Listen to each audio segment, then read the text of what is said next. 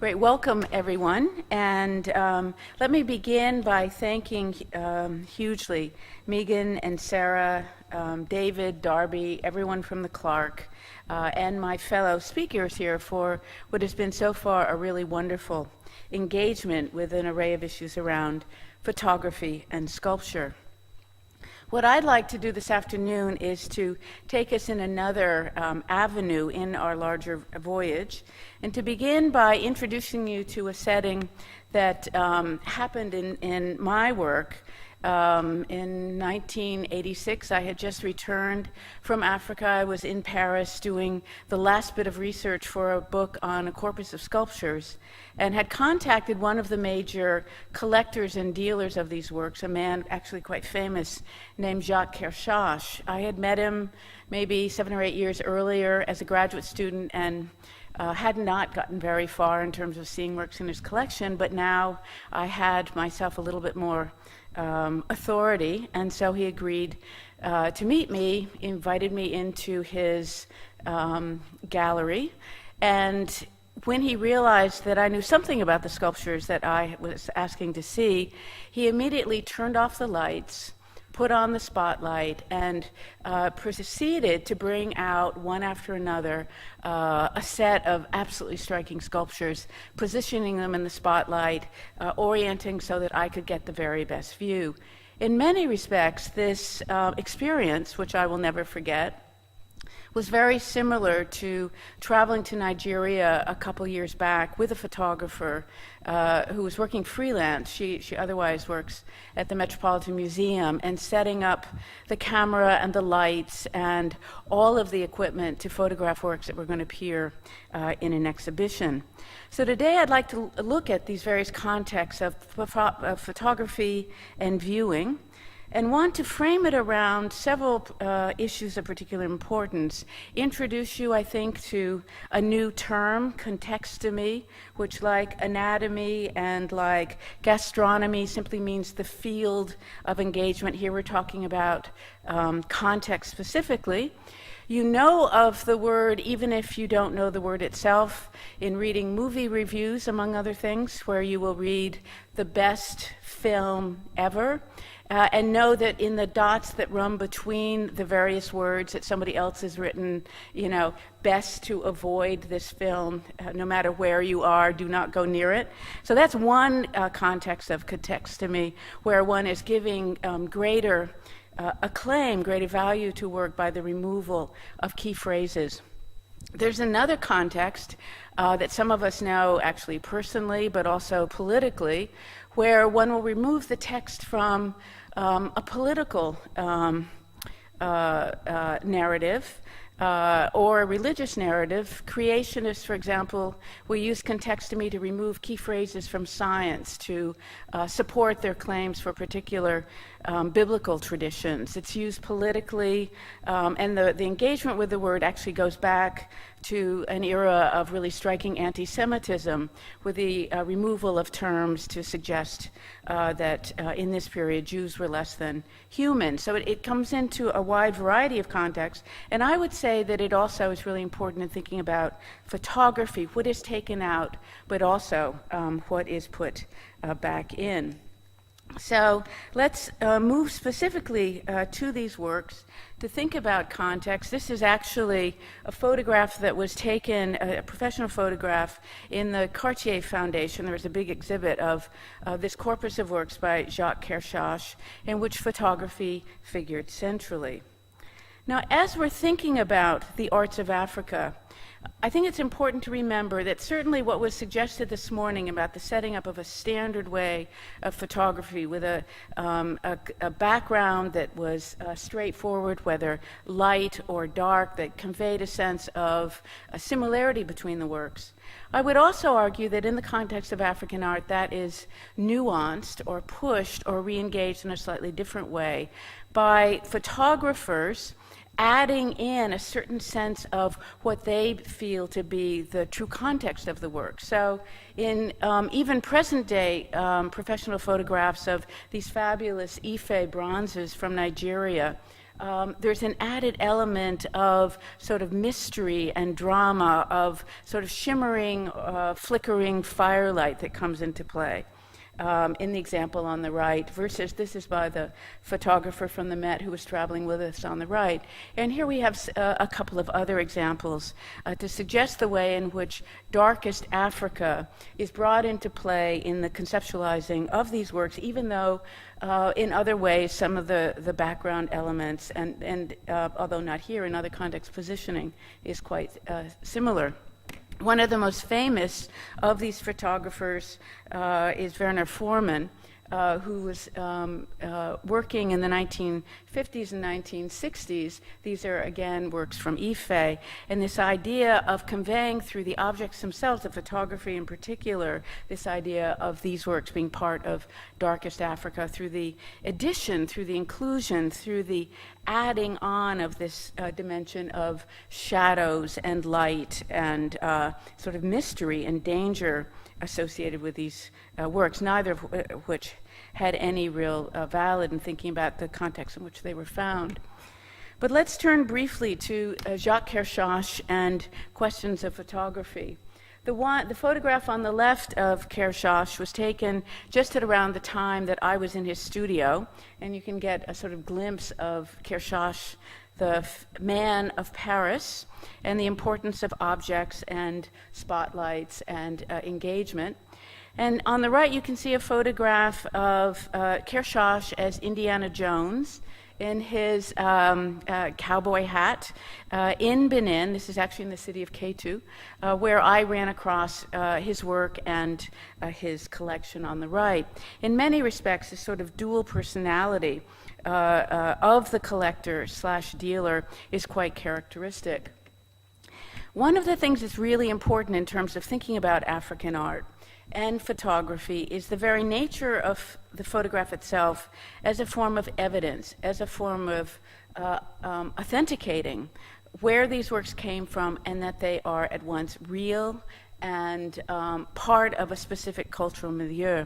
So in this exhibit that was at the Cartier Foundation, they had a whole array of so-called field photographs showing Kershash. He obviously had himself photographed in them, in the field, looking at objects, handling them. And there were multiple reasons for this. One was simply, the Indiana Jones part of the whole framing of these, and in certain sense the personality of the collector / dealer figures prominently in it. But also for Kershash and some of the others, there were real questions about how much of his works were actually real, some of them, and whether he wasn't adding elements, pieces of iron and other things to the works to make them look more authentic and more African.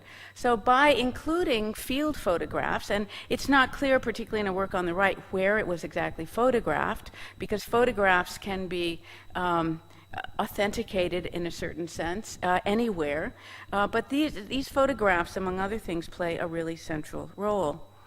And here we have, this is a photograph on the left of the same object, taken in, these are temples, the fronts are open.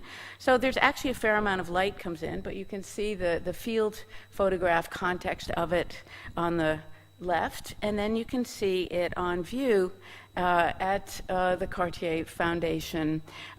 We're deep in darkest Africa with the energy, with the sense of firelight, with the sense of enormous sort of anomie about the consequences of our very existence in relationship to what is conveyed as dangerous objects.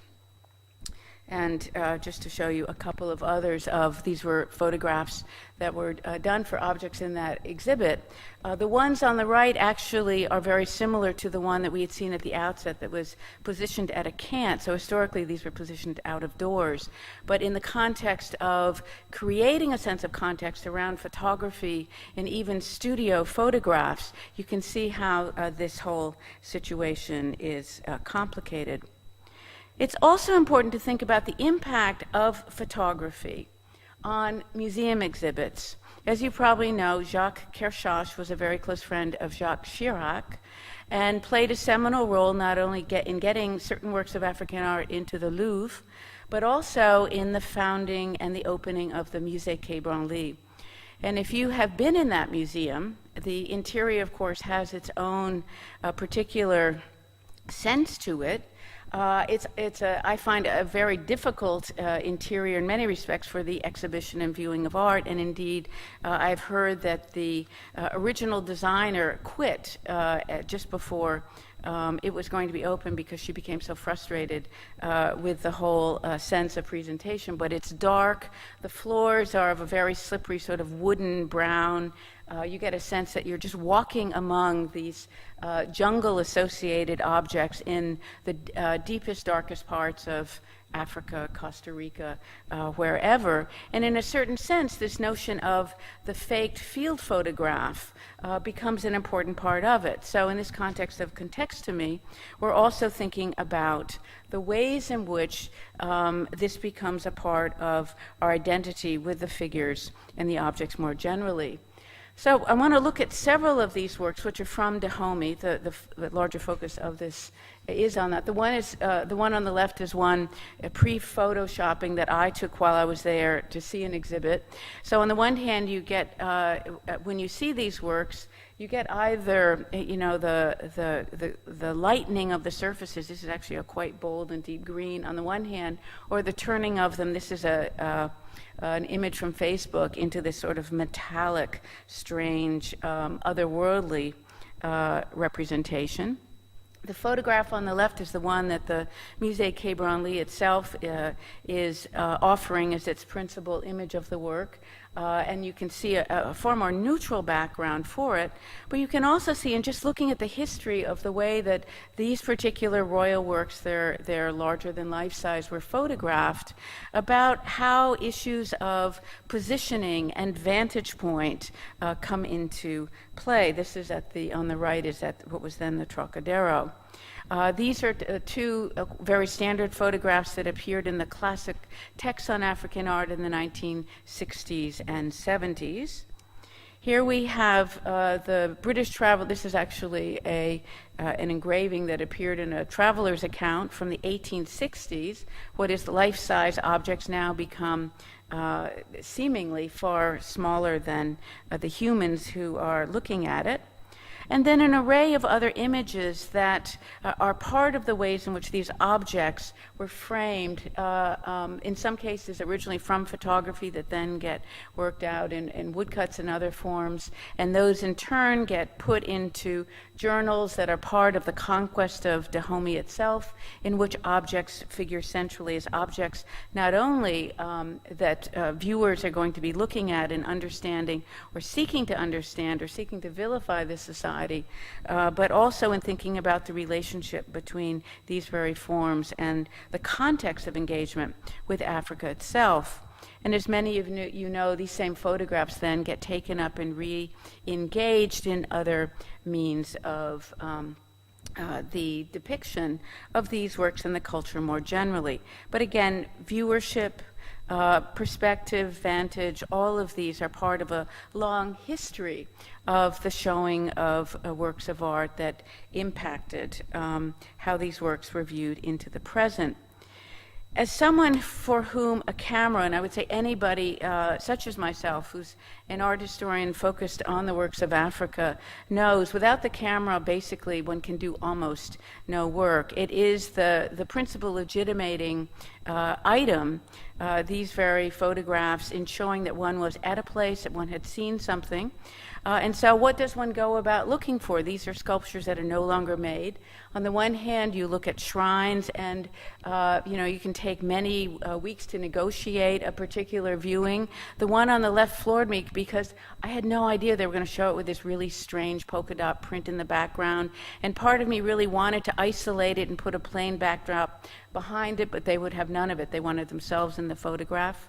Or in the one on the right, you see you're walking around and discern a shrine and recognize a work by the same artist that had made the large objects that are in the Musée Quai Branly.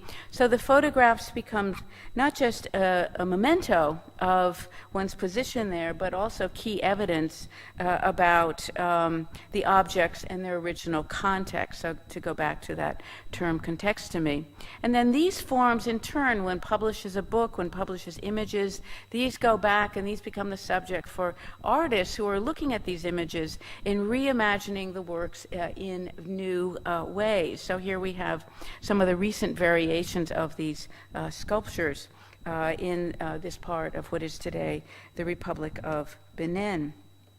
I think what is key here is thinking not only about ideas of contextomy and ideas of the adding and the subtracting of elements of context as one is looking at the work, but for me it's helpful also to think about the writings of sociologists such as George Simmel, who speaks, I think, very eloquently about the ways in which simple terms such as the ruin or the handle help us to frame the ways in which a particular object is explored. And I'm beginning this section in part around questions of taxonomy and the ways in which these ideas also help to shape not only our understanding of the works, but also the nature of photography. And I'm putting up here for you, this is a bird from this same part of Africa. It was owned by Apollinaire. It's a work of assemblage of multiple metals. And it was after this particular sculpture that Apollinaire named Picasso L'Oiseau de Benin. So it figures and others in the history of modernism and the relationship with Africa. So one of these works, this probably originally from a drawing, although it's not clear, is one of the most important objects from Dahomey. It's a larger-than-life-size figure of iron made out of a range of material locally fashioned, as well as pipes and other metal forms from Europe, key elements from basically the surrounding area, all brought into play. And it has become the subject of a whole array of different kinds of photographs. The one on the left from the 1950s and 60s, the one on the right, the current photograph being offered in conjunction. This is one of the works on display at the Louvre. And here we have that larger image on the left, and on the right, a early 20th century photograph, and it's very different work depending on the vantage of the photographer, looking from below up at the work, at a profile, more of a frontal image. This is the sort of thing that we've really all been talking about, whether we're dealing with architecture, sculpture, any number of other things. This, on the left, is the standard 1960s photograph. On the right, another image from the 1920s. Here is what one can find in Dahomey in the 1980s. You can go to the studio where this particular artist was working and look at blacksmiths at work today. You can look on the left at what is available still in the Palace Museum of the massive arms out of iron that once surrounded the work and that the object once held. Or you can go to another artist's studio, also metal workers, and find, quite to your astonishment, that they have copied photographs of the original sculpture and used zinc tolling, roofing metal, to create what is in the center a modern, obviously shortened version of this same work. All of this coming into play in thinking about questions of context, the addition, subtraction, etc., in which African objects figure prominently. It's also important to think about context from the vantage of where things are today from a myriad of different vantage points. The mere fact that this fabulous iron figure of the god of war and iron was among the very small select group that was selected for inclusion in the Louvre means a lot. And the Louvre collection of African works opened before the Musée Quai Branly.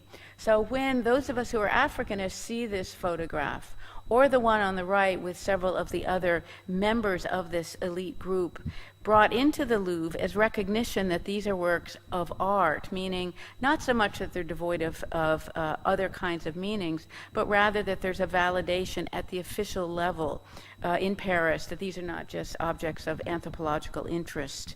And in a certain sense, Kershaw comes back into the picture. Here we see him with Jacques Chirac, with this now famous sculpture in 2000 when the inauguration is taking place. And so here too, this idea of the photograph, of authenticating a particular event, but also bringing into play the array of other elements from the context itself that are central to it. And this takes us, in a certain sense, into the photography of African works in the United States and in relationship to an array of other things. And here we can go everything from the exhibit of African Negro art at MoMA in 1935 to the key role of Walker Evans, who then was very little known, but was brought in for this exhibit specifically to photograph the array of works that had brought in to be shown in this important collection. And what's particularly interesting and revolutionary about Walker Evans' approach to form is the way that he photographed them that has impacted their whole display up until the present. He focused certainly in some context on the full image, but he was far more interested in the fragment, in the cut, in the tight cut of the photograph itself, focusing our attention on the work and on key details in it. And I would argue that in a certain sense, the legacy of Picasso and Cubism and early photography really figured strikingly in this, in the ways in which these very works were conceptualized through the camera, through Walker Evans, and through the relationship of the two with the exhibition itself. So here we have, it's a really quite stunning photograph of that exhibit. Two objects with space around them, the spotlight writ large, white background. These are works that are intended to be seen in many respects as akin, as alike, to modern sculpture. And the power of the forms themselves really requiring us to take in the objects all around them and in relationship to each other, but also in their own right. This strip, and I'm drawing here from the work of a really wonderful volume on Walker Evans by Virginia Lee Webb. And this particular exhibit traveled broadly. It went to an array of important museums. And here you can see part of the MoMA exhibit at the top. Here it is in San Francisco. And again, thinking, many of you have seen photographs of anthropological museums with objects stuffed one on top of the other with very little lighting and very little room to actually look. This was, in fact, really revolutionary. But there are other interesting issues that come into play. 1935 was also the year of the first race riot, major race riot in the United States. It was in Harlem. And of course, it's after 1929. Things are happening at the Cotton Club, but there's also just a devastation of the economy. And there was an event and a public display of outrage at it. And in a certain sense, in conjunction with this, Alfred Barr, the Rockefeller family and others decided this was a great and very important teaching moment for the United States as a whole. So in addition to arranging for this traveling exhibit of African works shown at the greatest art museums in the United States as art, they also arranged for Walker Evans to create a photographic catalog of these works, a portfolio that would circulate in historically black colleges in the U.S. as teaching forms. And I think it's extraordinarily important, part of this is the validation of Africa as a civilization, as a culture which has wrought great riches, materially, culturally, aesthetically. But there's also in the story, I think, a very interesting thing about sculpture, which is to say, for elite, primarily white, American audiences in Chicago, in San Francisco, in Cleveland, in Hartford, Connecticut, in New York. It was the sculptures that they got to see.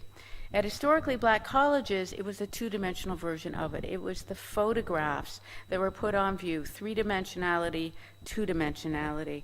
And what's also interesting in its own way, just a sad remark on this all, these same portfolios were then provided for a small fee to the great universities that had art history departments at the time around the country. And there was only one university that declined it, and that was my own. Instead, that portfolio is now at the Peabody Museum. And until I brought it to their attention, they had no idea that they had Walker Evans photographs, because at the Peabody, where it's anthropology, there's a whole set of different issues that are at play.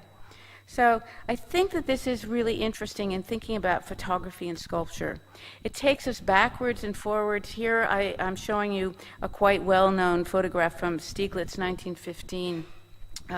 Picasso Brock exhibit, in which I'm thinking of the A chicken egg, among other things. We've got a hornet's nest, a coda reliquary, a vessel, and works of modern art, all brought together in a context of extraordinary beauty, the care of presentation, the juxtaposition, but also wanting us to see these works together.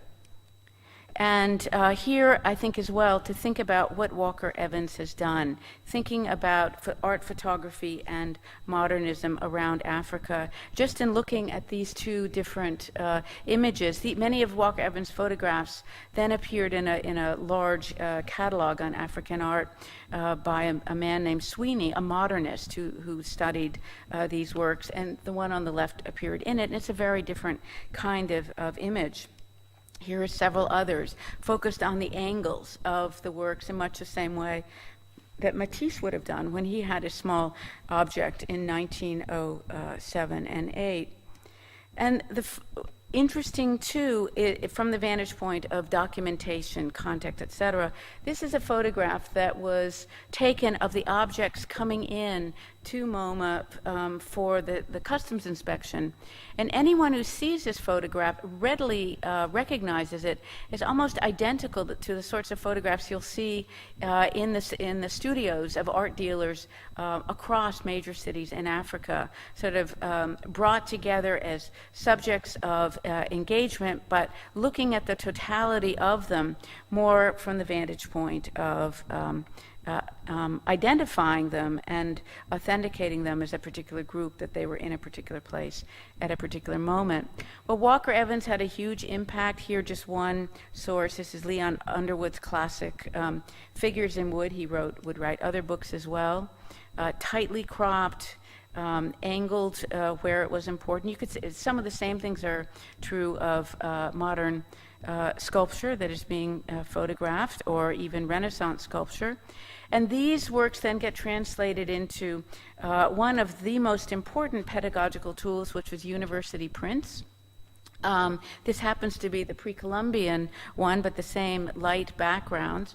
The person who published this series was a man by the name of William Teal, who made a fortune publishing Gideon's Bible, but he also published this, and he was one of the major collectors of African and Oceanic art, giving his collection to the Boston Museum of Fine Arts after Harvard declined to accept it. So in a certain sense, this issue of context, what is brought in, what is left out, whether it's regarding photographs or objects or museums, I think is critical. In the very last part of this, what I'd like to do is to bring together another aspect of this. The object, the sculpture, is stand-in. And there are myriad ways that one could explore it, but I'm going to focus principally on Dahomey and some of these African artworks. In 1893, a group of Dahomey women warriors traveled to Europe and were performing in zoological gardens and other contexts in Germany, France, England, and elsewhere. And what's interesting is the role that sculpture plays in this as a stand-in, as a means of authenticating that these women were not just showgirls, African or otherwise, but were in fact truly from Africa. And so we get some amazing images, for example, in Berlin by a physical anthropologist who was brought in to photograph these works, named Karl Gunther. And this is on the left, one of the lead figures in these performances. But what's interesting here is the role of the sculpture in authenticating the living figure. She's holding actually a headdress, not from Dahomey. This is from the Cross River area of Nigeria. It's it's either generally a carved skull or head on which leather or skin is positioned. It becomes a stand-in for the idea of the decapitated head that Amazons in Western mythology were closely identified with. You can see a rifle here. You can see the log, which suggests one is out of doors. And the same thing is superimposed or integrated into the image of the young child in a similar way to identify the child with nature, with religion, particularly voodoo, and how this ultimately plays out. Note, too, the vantage. Shooting these, as Gunther did, from below gives them a greater power. And the object that sort of becomes a stand-in, this goes back to the longer history of engagement with these same forms in other kinds of engagements. Here we have Man Ray, the object, the body, and the sculpture, and the way the two figures out. And then let me end by I was talking about this idea of staging, adding ideas of authenticity, of context, end by talking about the fake and the role of photography in that. One of the sort of great, larger unknown issues in my field and many others is this very nature of what are the actual objects that one is dealing with. And increasingly, sonograms, another form of photography, are playing a really seminal role in identifying those works which are in fact pastiches, as is this early Knox sculpture, where you can see the various fragmented parts that have been put together, probably from real sculptures. So that if you do TL test, you would actually hit pay dirt. But here sonograms come into play. So also do the classic books on African art with the great images that we all came to know as classical. So one can arrive in communities and places such as Cameroon's and see these dog-eared early catalogs of African art being used in the hugely profitable market of the making of fakes in these areas. And just because I want to see how good you are, there's a prize at the end. Which one of these is real and which one of these is fake? It's left or right? How many say left? Is that fake? How many think the left is fake? Okay, we've got 2, 3. How many think the right is fake? You guys don't play well. Okay, it's the right.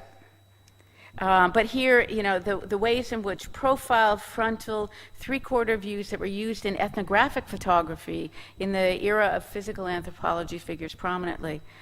I know that this is taped and one has to be very careful about what one talks about as authentic and not in such a context, but I'm simply putting up this one because there have been a number of people who've talked about it. It's a work of bronze, and there are debates about it, but one of the things that comes back over and over again in looking at the role of photography in the construction of the fake and the authentication of those objects that are real through field photographs is the very issue of the limits of photography. Except if you've got a photograph in the round, there are pieces of the work that are missing. You can have a frontal view and a profile view and a three-quarter view, but you can't get the whole thing. So as you're looking at these photographs, one often looks at the interstices of a particular viewing vantage to see how it fits with what one knows about works from this particular culture.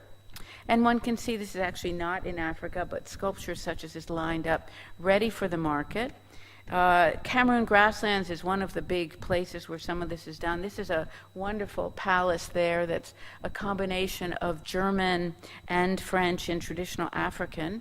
engagement. And here at the front of it, this great new modern sculpture by the same people who are forging, and I mean that in a double sense, some of the works that are making it to European and Western markets. It's been just the very making of these objects has made this a particularly rich site. So let me simply end by saying that I think there are a wide variety of ways in which thinking through questions of authenticity, taxonomy, the cut, the engagement, the stand-in allows us to see these works in a new light. Context to me, that notion of the primacy of context, what is taken out, what is added to it, and how even in the process of the photograph itself, questions of lighting, the cut, issues of what is being highlighted, what is being burned into the photograph really have an impact, not just on how we're seeing these works of art as art, but also how we're seeing them as representative of a particular culture whose values we think we already know. Thank you.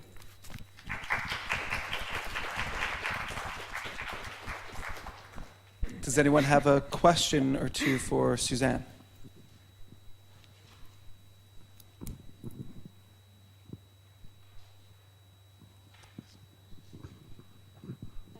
Hi.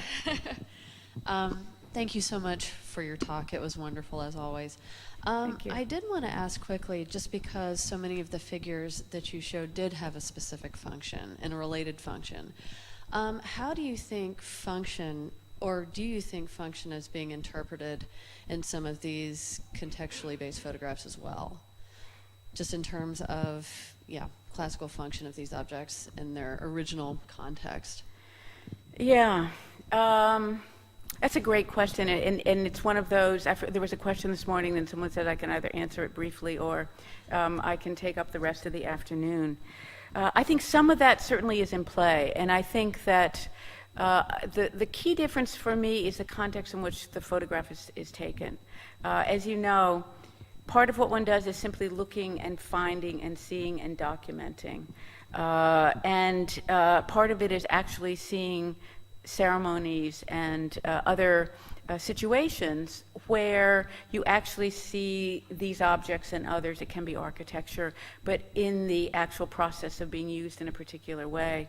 And I think that there are a couple of things that come up in that light. I won't go into the issue of African art function versus otherwise. I happen to believe that all art functions, and Kant had no idea what he was talking about in a taxonomic difference. I mean, the least functional arts are perceived to be architecture, and we all know there are no roofs and walls in buildings. That was a joke. But the question of function is very, very interesting from the vantage point of issues a point of view and a number of other things. And I would say, and maybe you've experienced this as well, I'm always stunned. You're there. I really hate taking photographs of ceremonies because I'm a very private person, and particularly royal ceremonies, I just feel tremendously out of place. But no matter what the ceremony is, I'm always struck by how little I see through the lens of the camera, because I'm so focused on getting it right and getting it. And so I will come back home and I'm just stunned at what I missed and what I'm seeing in the work that the photograph itself reveals that I don't necessarily see when I'm there and in the moment and experiencing it, whether or not I'm actually behind the lens of the camera.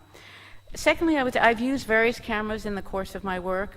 For my first few years in Africa, I had a Hasselblad, which is a great, chunky, noisy camera with a square format. And I saw things differently with that camera than I did with the Nikons and the Canons that I went with later. So I think that the camera, and it's a viewpoint. With a Hasselblad, you're basically photographing from your own navel for the most part.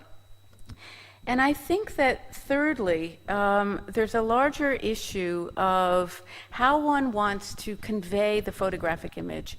I'm trained as an art historian. I think for the most part in Europe one would identify me as an anthropologist. And many in this country do as well, simply because I deal with Africa. But I learned over the course of my career to differentiate audiences by my selection of photographs. If I was speaking to a largely anthropological audience, I would include people around buildings, in relationship to ceremonies and objects. if I'm giving an art historical lecture, I mean, I'm on the outskirts enough as it is in terms of being an Africanist. I generally remove the people because that is in some ways seen to be a detraction from the idea that people would have that these are objects of art. So the question of context and function and how those two weave together, I think is a really interesting one, and one that from the vantage of photography, I think is really central. Time for one more question.